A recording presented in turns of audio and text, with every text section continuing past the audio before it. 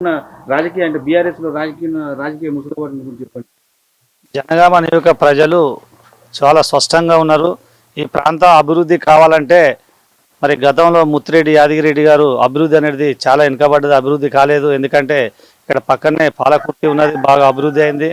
సిద్దిపేట ఉన్నది, బాగా అభివృద్ధి అయింది. జనగామ అభివృద్ధి కాలేదు.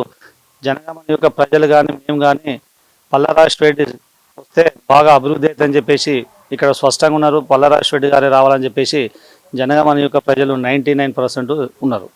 అంటే ఇప్పుడు ముత్తిరెడ్డి యాదగిరెడ్డి అభివృద్ధి చేయలేదా జనగామకు?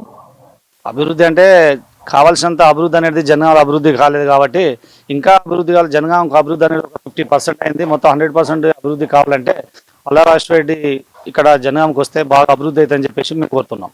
అంటే ముత్తిరెడ్డి యాదగిరెడ్డి లోపాలు ఏంటి, వద్దనే కారణాలు ఏంటి?